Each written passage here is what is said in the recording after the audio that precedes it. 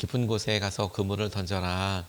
주님이 우리에게 이 약속의 말씀을 허락하여 주시면서 우리의 깊은 곳은 어디였는지를 그렇게 묵상하고, 그리고 연약하고 또 지극히 일상이어서 당연하게 생각하는 영역들, 그런 몇몇 그런 영역들을 우리가 적용하고 생각해 보기도 했습니다. 그리고 그 깊은 곳에 함께 하시는 주님에 대해서도 우리가 적용하고 질문해 보았습니다.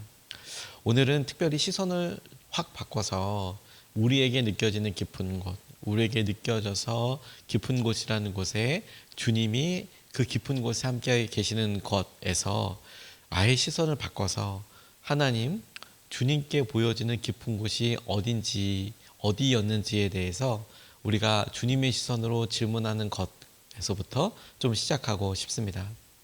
우리가 경험하고 바라보는 깊은 곳과 주님의 시선에서의 깊은 곳에 차이가 있겠다라고 싶습니다.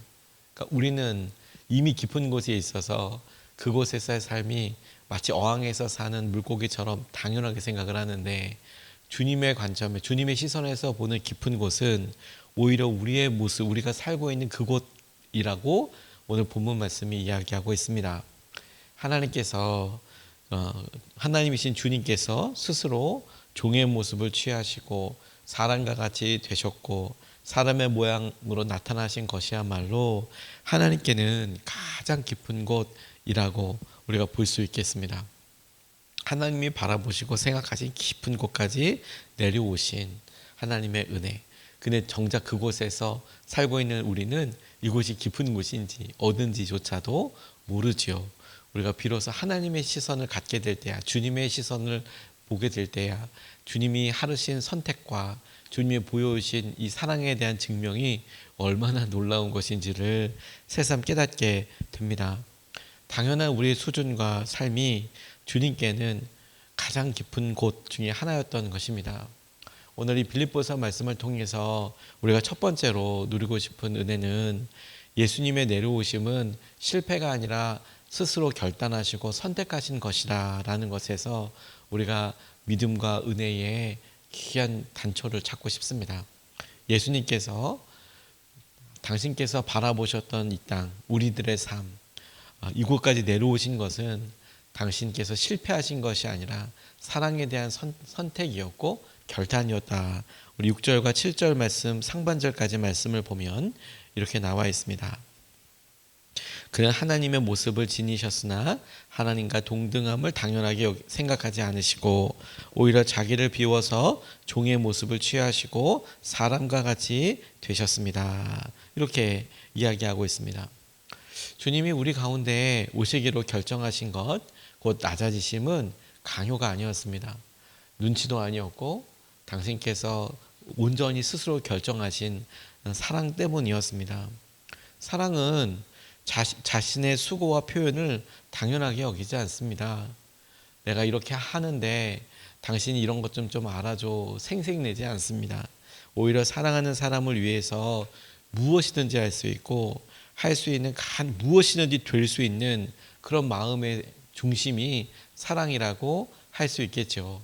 우리가 자녀를 낳아서 우리 품에 이렇게 안아보면 이 자녀를 위해서 무엇이든지 할 수 있을 것 같고 무엇이라도 될 수 있는 그런 마음이 어떤 것인지에 대해서 배우지 않습니까? 아, 그래. 내가 너라면 내가 더 사랑해 볼 수 있겠다. 더 힘들어도 괜찮겠다. 내가 더 힘써 보겠다. 이런 마음이 너무 자연스럽게 드는 이유는 누가 시켜서가 아닙니다. 너무 사랑하기 때문이죠. 사랑하기 때문에 충분히 그래, 감당하겠다. 주님이 가장 깊은 곳까지 내려오신 이유야말로 하나님께서 사랑을 표현하신 중요한 방법이었다라고 싶습니다. 말씀하셔도 되고 얼마든지 사람을 보내서 그렇게 이야기하실 수도 있지만 거기서 만족하지 않으시고 친히 우리와 똑같은 모습이 되셔서 내려오셔서 이렇게 하는 거야. 하나님은 높고 지극히 높은 곳에 계셔서 우리의 이런 마음 몰라요. 우리가 얼마나 힘든지 몰라요. 우리가 지금 어떤 처지인지 몰라요. 이렇게 혹시라도 우리가 변명하고 그렇게 이야기하는 것에 대한 분명한 답을 주셨죠. 아니야, 할 수 있어. 아니야, 이렇게 사는 거야. 그걸 예수님을 통해서 우리에게 보여주신 거예요. 주님이 태어나신 곳은 마구간이었고 그분의 첫 번째 요람은 구유였습니다. 예수님의 내려오심은 실패가 아니라 선택이었어요. 그분이 스스로 결정하신 것이었습니다. 주님께서 당연하게 여기지 않으시고 자기를 비우신 결정이었고 그래서 우리와 같은 모습이 되셨습니다. 우리가 이 모습을 통해서 우리가 깊은 은혜와 마음을 누리겠다라고 싶어요. 2001년에 중국계 말레이시아 재벌가의 한 넷째 딸이었던 안젤린 프란시스 쿠라는 그런 여성이 내린 결정 때문에 다른 여러 사람들에게 참 놀라운 일이 된 적이 있었습니다. 이분이 경영 수업을 받기 위해서 영국에 있는 옥스포드 대학교에 유학을 떠나게 되었는데 중국계 말레이시아 재벌이라고 하면 그냥 부자인 거구나 이런 정도가 아니라 엄청 재벌가인 거죠. 실제로 이 여성분이 어떤 경영하는 데 있어서 뛰어난 어떤 재능을 보여서 이 아버지 쿠카이펑이라는 이 재벌이 이 5 자녀 중에 가장 경영 능력이 뛰어나다고 싶어서 이 안젤린에게 일찌감치 네가 후계자가 되라. 그래, 네가 이렇게 하면 네가 열심히 해서 이 기업을 다 물려받아라. 이렇게 딱 낙점을 해 놓았다는 겁니다. 그런데 옥스포드에서 유학을 하면서 사랑에 빠지게 된 거예요. 그래서 제디디아 프란시스라는 남자와 사랑에 빠져서 결혼을 하겠다고 하니까 말렸답니다. 너희 결혼을 하면 경영권은 물론이고 단 한 푼도 유산은 없다. 왜냐하면 이 아버지가 보기에 유학으로 그냥 공부하러 가서 만난 이 남성이 마음에 들지 않았던 거예요. 흑인이기도 했고 그리고 여러 이유상으로 왜 그렇게 결혼을 하는지에 대해서도 모르겠고 모든 것이 안 맞는다라고 생각을 했는데 이 안젤린이라는 이 여성이 우리나라 돈으로 당시에 약 5천억 정도 되는 유산을 포기하고 상속을 포기하고 사랑을 택했다라는 거예요. 결혼을 하고 2008년도에 이 제디디아와 소박한 결혼식을 올렸는데 실제로 유산과 뭐 상속 이런 거 하나도 주지 않았다는 거예요. 아버지 참석도 안 했다는 겁니다. 그래서 영국에서 서민주택에서 이 남편과 행복하게 살고 있고 자신의 재능을 살려서 아주 조그만한 의류 브랜드를 창업해서 열심히 그 사업을 하고 있다. 이런 이야기가 소개된 적이 있었습니다. 우리는 그냥 그런 이야기가 있지라고 이야기하지만 그 사랑을 하고 그리고 그런 결정을 내린 남편은 어떤 마음으로 평생 살까요? 아내가 그냥 사랑한 뜨거운 단순한 마음으로 하는 것도 너무 귀하지만 그런데 대가를 지불하고 스스로 결정한 것을 생각해 보면 그러면 마음에서 자발적으로 나온 그 사랑과 결정이 얼마나 그 결정의 대상에게 소중한 사랑의 고백이 되는 겁니까? 무엇을 희생했는지가 사랑의 가격을 정하잖아요. 그렇지 않습니까? 예수님께서 이 땅에서 첫 번째로 우리를 향해서 내리신 선택과 결정이 뭐였냐면 당신께서 하나님의 보좌, 하늘의 보좌를 버리시고 이 땅에 내려오신 결정이야말로 주님께서 우리에게 무엇을 대가 지불하셨는지 포기하셨는지 그리고 그렇게 선택해서 우리에게 일부러 내려오신 것은 하나님이셨던 분이 사람들 사이에서 지금 가난한 사람들의 친구로 죄인들의 가장 가까운 사람으로 보내시고 손가락질 받고 억울한 누명을 통해서 십자가에 죽으신 그 결과만 보면 그 과정까지 보면 불황자의 일부처럼 보이고 그리고 여러 반항하는 사람들 당시 종교 지도자들이 보았을 땐 그런 사람의 같은 편으로 보였던 그런 모습이야말로 주님이 당신이 마땅히 받아야 했던 존경과 사랑을 포기하시고 하셨던 그 일로 인해서 그 대가 지불로 인하여서 얼마나 우리를 사랑하셨는지 은혜를 주셨는지를 우리에게 보게 하는 거죠. 여러분 우리가 이런 사랑 받았습니다. 이런 사랑의 대상이 우리예요. 주님은 일부러 가장 깊은 곳인 우리들의 삶에 찾아오셨어요. 선택하신 것이죠. 우리와 같이 되시고 우리를 공감하시고 우리에게 함께함에 놀라운 은혜를 허락하여 주셨어요. 우리가 이 사실을 깨닫고 우리가 주님의 받은 사랑 앞에 우리도 사랑으로 반응해야겠다, 이런 마음을 해보게 됩니다. 두 번째, 우리가 오늘 본문 말씀에서 붙잡고 싶은 것은 우리가 혼자가 아님을 증명한 자리, 그게 우리가 주님이 찾아오신 우리와 함께 하시는 자리이고, 우리에게는 주님께는 깊은 자리였지만 우리에게는 주님과 함께하는 자리이죠. 그 자리가 우리에게 놀라운 은혜이고 기쁨인 자리인 거죠. 7절 8절 말씀을 다시 보면 오히려 자기를 비워서 종의 모습을 취하시고 사람과 같이 되셨습니다. 그는 사람의 모양으로 나타나셔서 자기를 낮추시고 죽기까지 순종하셨으니 곧 십자가에 죽기까지 하셨습니다. 주님이 성육신, 곧 우리에게 오신 것이 놀라운 사랑의 선택이고, 주님께서 깊은 곳으로 친히 내려오신 곳이라고 한다면 이 땅에서의 삶에서 더 깊은 곳은 어디냐면 죽기까지 사랑하신 그 사랑의 깊이를 우리가 보게 됩니다. 죽기까지 우리를 사랑하시고 우리와 같은 모습이 되어주셨다라는 겁니다.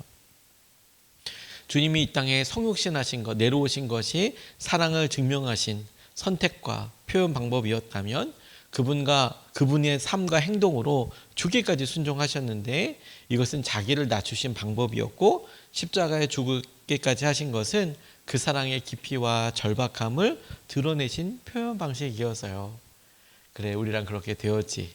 그리고 야, 이렇게 왔는데, 이곳까지 내가 내려왔는데 그게 끝이 아니었고, 거기서도 표현하신 것이 가장 낮고 그리고 가장 우리의 삶에 가까운 곳으로 찾아오셨다는 겁니다. 근데 고난의 깊이보다 더 깊은 주님의 사랑을 마주하게 됩니다. 주님도 우리처럼 똑같이 아파 보셨고, 주님도 똑같이 우리처럼 외로워 보셨고, 주님도 똑같이 우리처럼 여러 억울함과 변하지 않을 것 같은 사람들, 그런 가운데 있으시면서 우리의 삶을 체휼하셔서 우리를 인도하시는 그런 주님이시지 않습니까? 그게 주님이 선택이셨고 주님이 사랑하시는 방법이었습니다. 우리가 주님의 삶과 십자가를 바라보며 그분이 느끼셨을 외로움과 오해, 고통을 묵상하게 된다면 그 사랑은 날마다 우리에게 실제이고 충만한 주님의 사랑을 누리는 통로가 될 거예요. 사랑의 끝에서 만나는 십자가, 이 십자가도 가장 낮은 자리에서 조금 더 올라간 자리, 우리가 만질 수 있고 심지어 말을 걸 수 있는 그런 자리에서 끝까지 죽음을 다하셨습니다. 십자가야말로 사실은 주님이 우리와 함께 하신다라는 것을 보여주시는 가장 놀라운 자리예요. 십자가 형벌 자체가 이렇게 십자가의 형에 매달려서 나무 안에 이렇게 있으면 바로 사망에 이르는 것이 아니고, 보통은 사람들과 이야기도 하고 죽을 때까지 이야기도 하고, 그리고 심지어 남아있는 기록에 의하면 어떤 사람들은 십자가에 매달리는 사람에게 물도 주고 먹을 것도 주고 그렇게 했다는 겁니다. 그래도 그게 불법이 아니었대요. 그렇게 물도 떠먹이고 그렇게 하면서 하지만 결국에는 그곳에 매달려서 죽음에 이르게 되는 것 아닙니까? 더 고통스러운 삶을 살게 되는 것이죠.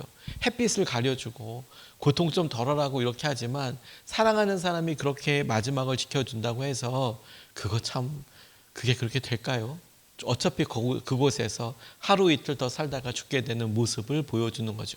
우리의 삶에 가장 드라마틱하고 가장 단편적인 모습을 그렇게 보여주죠. 죄 가운데 살아가는 우리가 그래 결국 그 죄 가운데 머물게 되고, 그래서 어떻게 죽게 되는지 하루 이틀 1시간 2시간 더 사는 것이 이걸 더 고통이라고 이야기할 수밖에 없는 그런 아주 그냥 딜레마를 역설적인 삶을 살게 되는 그 자리인데, 근데 놀라운 것은 여러분, 그 십자가가 아주 높은 곳에 있는 게 아니라 장대 위에 매달려도 우리의 손이 닿을 수 있고 우리가 만지려면 만질 수 있고 하는 바로 그 자리에서 주님은 마지막 숨까지도 우리와 함께 하셨다는 거예요. 당신을 바라보는 사람들에게. 그게 주님이 선택하신 자리예요. 고난과 아픔도 주님이 선택하신 자리이지만 마지막 죽음까지도, 죽음의 방법까지도 우리의 가장 옆에서 죽으실 수 있는 자리, 마지막 한숨까지도 우리를 바라보시고 사랑할 수 있는 자리, 그 사랑을 우리가 볼 수 있는 자리에서 돌아가셨어요. 우리가 혼자가 아니죠. 주님은 마지막까지 우리와 함께 하셨어요. 주님은 그곳에서 마지막을 맞이하신 겁니다. 주님은 죽을 때까지 우리와 함께 하세요. 그러니 여러분, 우리가 얼마나 어렵고 힘든 삶을 살지라도 우리에게 죽을 때까지 함께 하시는 그 주님의 임재와 은혜는 놀라운 도전이고 약속이 되는 것이죠. 영어에 위로라는 말을 나타내는 몇몇 단어들이 있는데 그 중에 comfort라는 단어가 있습니다. 위로라는 뜻입니다. 그런데 어느 교수님이 이 comfort라는 단어를 예수님과 함께 이렇게 설명을 하시는데 마음에 와서 닿았어요. 이 comfort라는 단어가 라틴어 come, 원래는 cum이라는 단어인데 변화가 돼서 come이라는 단어와 port라는 두 단어의 합성어다 이렇게 이분은 풀이를 하시더라고요. come이라는 말은 함께라는 뜻이에요. 함께. 우리 모두가 함께. 그래서 come이라는 단어가 들어오면 영어 단어에 보면 한 사람이 아닌 함께라는 의미가 있어요. 그럼 port는 뭐냐? port는 요새라는 말을 가지고 있습니다. 요새. port라는 단어가 하나가 돼서 그럼 comfort는 뭐냐? 요새를 지킨다. 요새를 지킨다라는 그런 의미라는 거예요.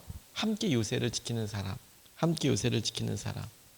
그게 위로다. 이렇게 표현을 하시더라고요. 그게 위로다. 가만히 생각해 보니까 여러분, 우리에게 찾아오셔서 누군가 와서 괜찮냐고 물어봐주고 손을 내밀어 주는 거 너무 감사하고 너무 큰 위로가 되죠.